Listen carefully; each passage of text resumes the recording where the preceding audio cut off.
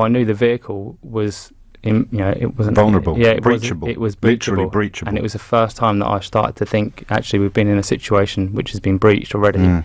So the adrenaline kind of started to pump.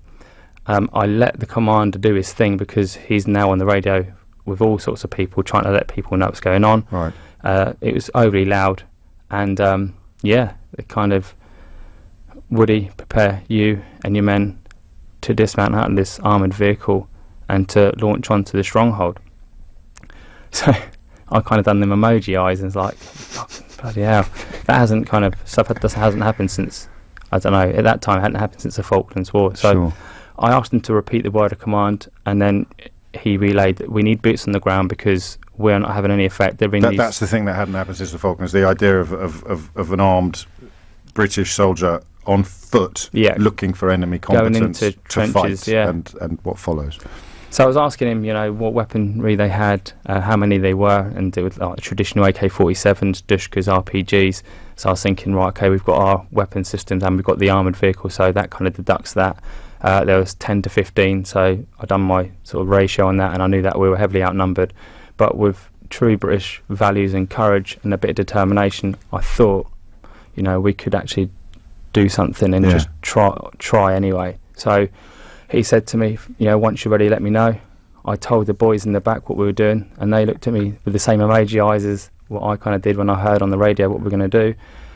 And we were in the back of this dismounted the armoured vehicle, and it's really disorientating because it's kind of pitch black. There's only a small window which is full of condensation and grit anyway. Yeah. So I knew I was going to be disorientated when I left this armoured vehicle, and 5, 4, 3, the door started to open, and then we just went for this bit of cover that he'd told us that there was at the 10 o'clock position. Because he's got what, satellite imagery? Yeah, he can see through his periscope, so times 10 magnification. Okay. So he knows where there's cover, and at least it would give us a chance anyway. Because I didn't know where they were. I haven't asked you this before, but if the truck was a sitting duck, effectively. Yeah.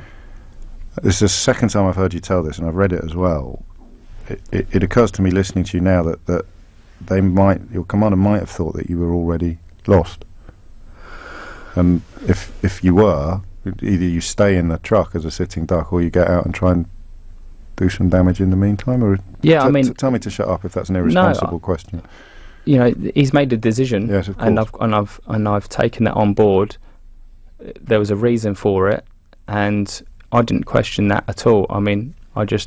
He's my subordinate. I therefore take on his orders. It's a reason why? No, absolutely not. And it was just to leave that vehicle and just try and give ourselves the best possible chance, which is to get in some cover. And when I got into that cover, we were there for about 20 minutes when two further soldiers joined us. One was a senior commander, more senior than what I was. So we kind of done a little conflab.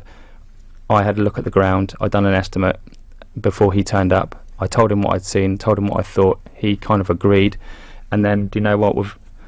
It was kind of old school World War type material where we went up over the top and we just bounded really hard and fast and aggressive towards this stronghold, which was 150 to 120 metres away. And we were getting closer. No one was getting hit. We were getting closer. Still no one was getting hit. And I was just waiting for the cry, man down, but that just never seemed to come. And we got 50 metres away. You can feel bullets. You can hear it. Around your feet, going past your ears. Yeah, that's like what they say, effective enemy fire, when it's in and around your feet and stuff. And, it's just what we train for, though. We were kind of doing what we were doing, moving forward. And then, we got about 20 metres away, 15 metres away, and then all of a sudden I could see from 20 metres away, the militia started to leave their stronghold. They started to withdraw. So that gave us a real boost of confidence. Yeah. And we were just about to go in when they threw their weapons down and surrendered. So it's hard to kind of make that split-second call where you're overly pumped with adrenaline. It's like an out-of-body experience to then switch off your emotions in a split second. But we did, and we were overly professional with the real great British military values. We ceased fire. There was a lot of confusion.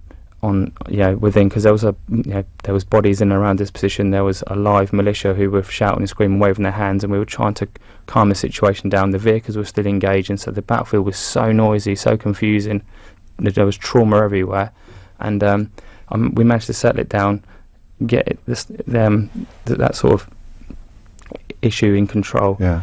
And then by this time, there's other armoured vehicles had turned up. My Sergeant Major come on to where I was, and Sergeant Major is like the main man. Sure. And he's like the most one of the most inspirational men I know. And he asked me really an integrity question. He asked me if the battlefield was clear, and to be honest, I wanted to say it was, because I didn't want to go through what I just did and survive. He would say if you said, I don't think so. I knew that they had fallen back, so I knew it wasn't clear, and I said it's not clear, and he said, right, put a fresh magazine on, we need to go and do a clearance patrol. When the lawyers got involved, and I want you to tell me first how it first came to your attention that you were facing, I'm going to euphemistically say, legal problems. 2009 on my commando course, I was down at Lympstone,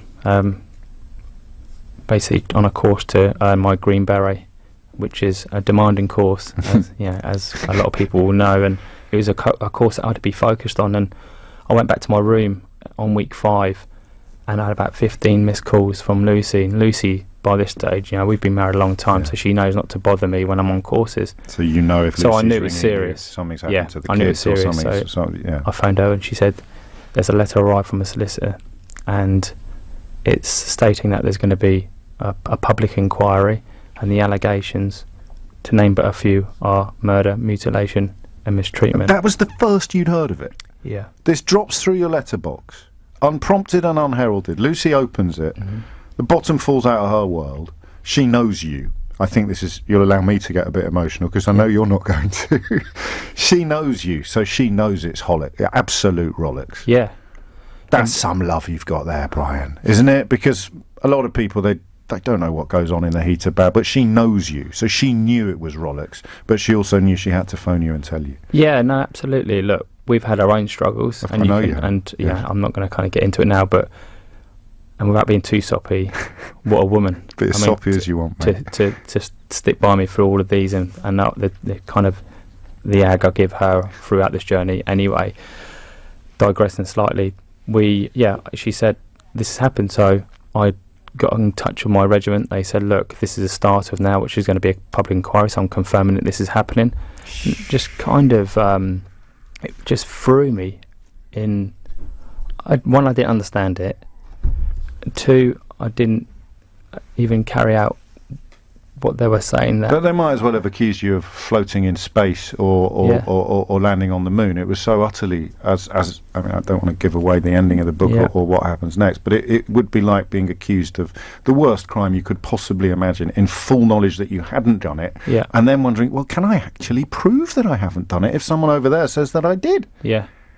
And that's it. It was just a really a roller coaster ride for all of us. Like I said, it wasn't just me. There was other soldiers, and it was just and it affected us in so many different ways. It potentially raised questions on my leadership.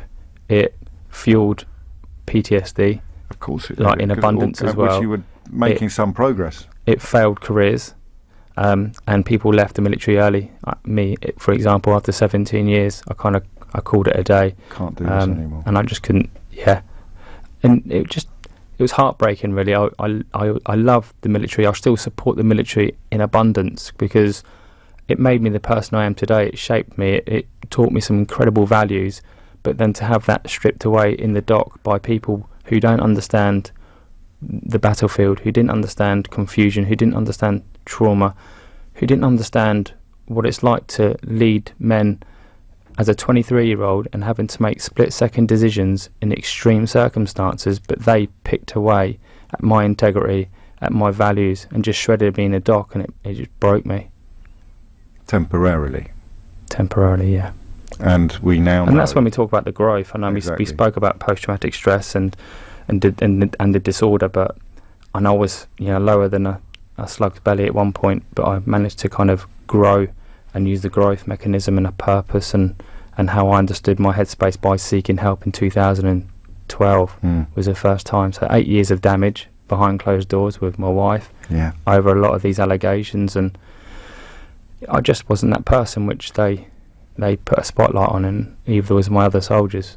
So there's the mental battle at home, there's the false accusations of truly hideous war crimes, there's the fear that you might not be able to prove yourself innocent, and then the discoveries about what was going on, I have to say this, under the auspices of the British government, with reference to people on the ground in Iraq looking for complaints, looking for grievances, encouraging people to come forward, perhaps without having And pay money for that. without having conducted due diligence. Yeah. And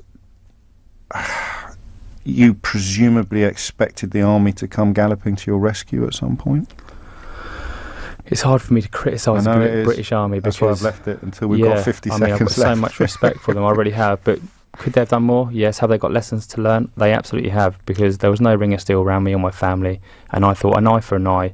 They're going to come for us, and I was triple locking the door at night. I was looking after my family because I was scared stiff on the repercussions which were going to happen, and not once did the government and unfortunately the military kind of reach out for me and ask if I needed anything.